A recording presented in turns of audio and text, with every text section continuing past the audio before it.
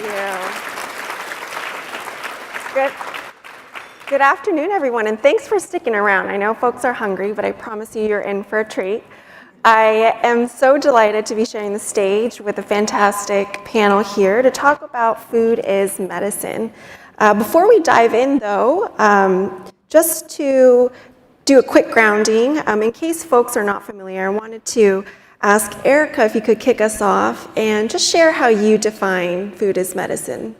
Sure. So at its base, food as medicine is the provision of healthy foods for the purpose of prevention, treatment, or management of chronic conditions with a nexus to the healthcare system. So this could be a prescription, a referral, or even payment by healthcare.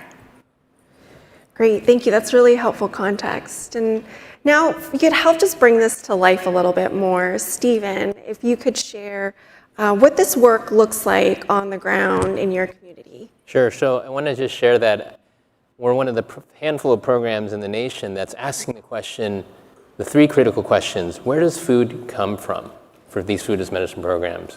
How is it grown, and who is it growing by?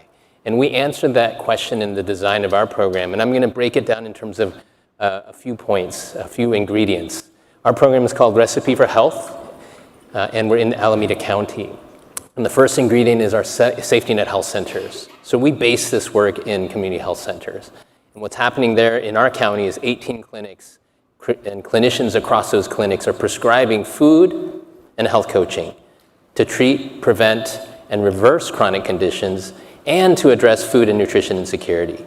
That gets us to the second ingredient, and that second ingredient, it's not just any kind of food, it's food that's grown locally, organically, regeneratively, and as many BIPOC farmers as possible.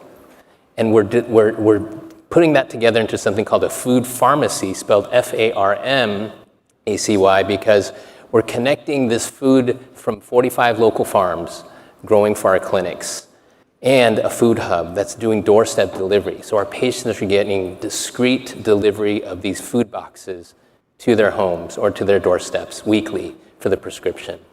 And then the third ingredient is we couple this with health coaching to create a behavioral pharmacy so that we're amplifying the effect of the food through movement, through social connection, through talking about the food that they just got in the weekly box. And those are our three pieces of the ingredients. The final one, the secret ingredient that puts it all together, is our administrative and training ingredient. And that's my team at the county. We're a small and mighty team, and we bring this ecosystem together. We train the clinicians on how to use food as medicine in a 15-minute visit. We train the medical assistants to screen for food insecurity. We make sure the farmers get paid. We make sure our health coaches get paid, and we bring it all together. By connecting the sourcing of the food to food as medicine, that's my call out, we create a health multiplier. And that health multiplier is not just human health, but we also get economic health and the ecological soil and climate health all at one time. So that's kind of how it is on the ground in one program. Yeah. Give you a taste. Thank you, Stephen. I really appreciate how you're using food as medicine, not just to address food needs. On top of that, really using it as a leverage to spur broader food systems change. I'd like to next go over to you, Jordan, and invite you to share what food as medicine programming looks like for you and your community. If you could share a little bit more about that. Definitely, thank you. I think building off of Erika's wonderful definition, I think food as medicine is also this alignment, right? This acknowledgement by the federal and state governments that what Indigenous folks and communities have known for a long time, that the connection between health, land, food, community is inextricable. And once one of those are unhealthy, it's all, right, they're all unhealthy. And so in Hawaii, that's really the foundation of everything that we do. Aina accountability. Aina means that which feeds. So we're accountable to people, we're accountable to land, we're accountable to the sky, right? And so we're really focused on prescribing INA education, so bringing folks to the farm, to the garden, putting their hands in the dirt, seeing and feeling where that food is coming from. We're really focused on, as much as possible, 100% locally sourced, medically tailored meals, healthy meals, produce prescription boxes. We're supporting farmers, and we're also really focused on reintegrating and reconnecting folks to their cultural foods. Yeah, again, just another great example of this holistic perspective and how to use food as medicine to support and really celebrate cultural foods and indigenous food traditions. Thank you for sharing those examples. We all know these are incredibly uncertain times, and especially for sustaining and scaling programs like Food as Medicine. And I'm wondering if you could talk about some of the challenges and where you see opportunities perhaps to be innovative and creative when it comes to funding and supporting this kind of work.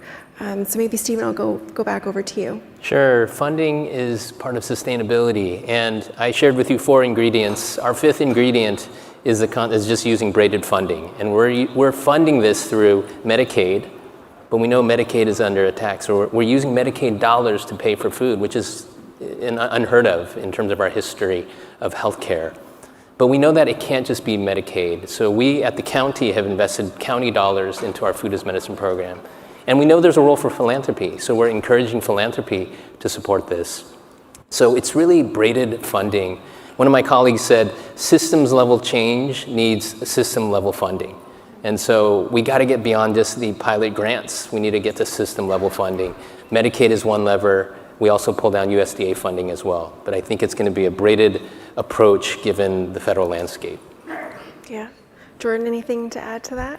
Yeah, I would add Hawaii also has a Medicaid 1115 waiver, similar to California.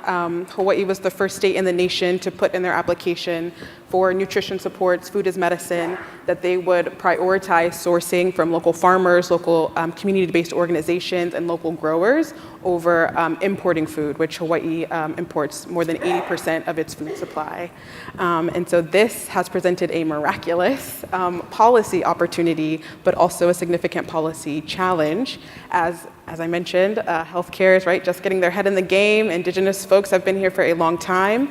And so how do we bridge these two communities, these two systems, healthcare and food, which both have their struggles, right? And both have never really connected formally in Hawaii. And so how do we do that while preserving the community aspect and not losing that each community is so different, and that's what really should be driving our solutions rather than the top-down policy. Yeah. And I'd also invite you, Erika, from where you sit, thinking about healthcare financing and policy, what kind of challenges are you noticing, and where are there opportunities from your position? Well, I would echo everything that my wonderful colleagues up here said. They are the implementers on the ground, and it's where the rubber really hits the road.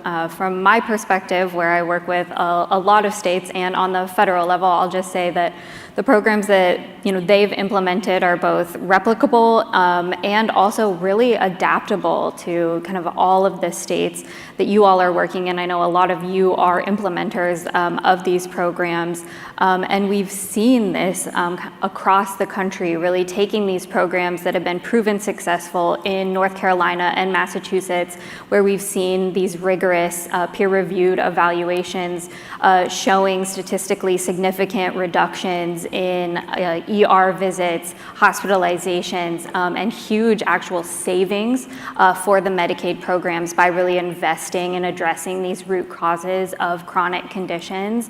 And we've seen replications of what Jordan said in their 1115 demonstration in legislation just passed in Oklahoma to fund these services in Medicaid with preferences for locally sourced food and community-based organizations for delivering the services. Legislation this year was just passed in Texas and Wisconsin, as well as legislation in Alaska last year.